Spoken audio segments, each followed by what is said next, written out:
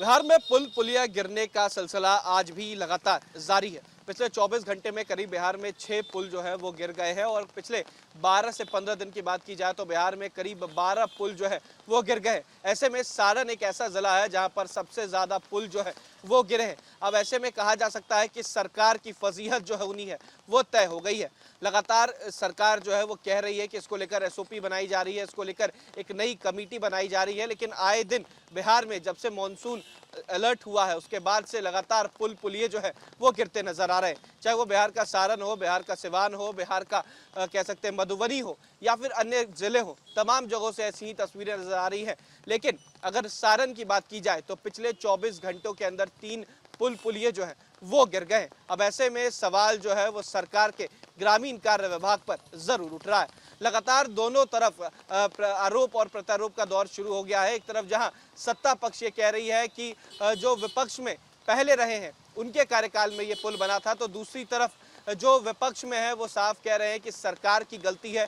तेजस्वी यादव और लालू यादव लगातार नीतीश कुमार के कार्यकाल पर सवाल खड़ा कर रहे हैं। लेकिन अगर बात की जाए इन पुल पुलियों के गिरने की तो सबसे पहला घटना जो है वो कह सकते हैं अररिया में नजर आया। उसके बाद लगातार अलग अलग जगहों पर पुल गिरते नजर आए। अगर सारण की बात की जाए तो गंडकीय नदी पर 3 पुल जो है वो गिर गए। ऐसे में बताया जा रहा है स्थानीय लोगों के द्वारा कि वहां पर मिट्टी के कटाव की वजह से जो पिलर है वो धंस गया। कई जगहों पर ऐसी ही तस्वीरें नजर आई हैं और खासकर बिहार का सारण एक ऐसा जिला है जहां पर सबसे ज्यादा पुल गिरे हैं। अब ऐसे में आनन फानन में बिहार के मुख्यमंत्री नीतीश कुमार ने एक बैठक बुलाई जहां पर बिहार सरकार के ग्रामीण कार्य विभाग के अधिकारी और इसके अलावा बिहार के पथ निर्माण विभाग के अधिकारी मौजूद रहे और तमाम लोगों ने मिलकर एक एसओपी बनाने की बात की और तमाम जगहों पर जो पुल पुलिये गिरे हैं उनमें करीब 3 अधिकारियों को सस्पेंड भी कर दिया।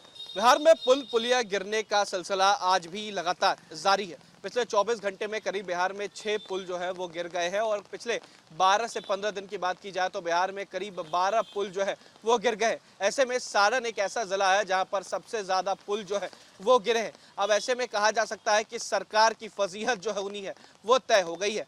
लगातार सरकार जो है वो कह रही है कि इसको लेकर एसओपी बनाई जा रही है, इसको लेकर एक नई कमेटी बनाई जा रही है, लेकिन आए दिन बिहार में जब से मॉनसून अलर्ट हुआ है उसके बाद से लगातार पुल पुलिये जो है वो गिरते नजर आ रहे हैं। चाहे वो बिहार का सारण हो, बिहार का सिवान हो, बिहार का कह सकते हैं मधुबनी हो या फिर अन्य जिले हो, तमाम जगहों से ऐसी ही तस्वीरें नजर आ रही हैं। लेकिन अगर सारण की बात की जाए तो पिछले 24 घंटों के अंदर 3 पुल पुलिये जो है वो गिर गए। अब ऐसे में सवाल जो है वो सरकार के ग्रामीण कार्य विभाग पर जरूर उठ रहा है। लगातार दोनों तरफ आरोप और प्रत्यारोप का दौर शुरू हो गया है। एक तरफ जहां सत्ता पक्ष ये कह रही है कि जो विपक्ष में पहले रहे हैं उनके कार्यकाल में ये पुल बना था, तो दूसरी तरफ जो विपक्ष में है वो साफ कह रहे हैं कि सरकार की गलती है। तेजस्वी यादव और लालू यादव लगातार नीतीश कुमार के कार्यकाल पर सवाल खड़ा कर रहे हैं।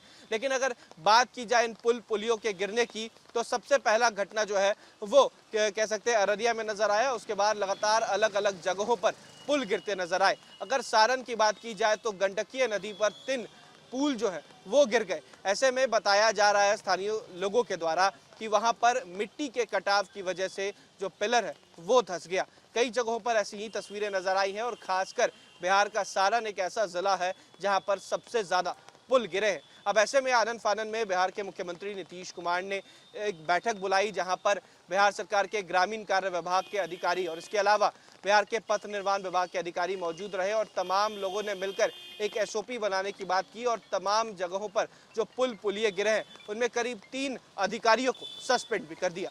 वीडियो जर्नलिस्ट सतीन कुमार के साथ उत्कर्ष न्यूज नेशन, पटना।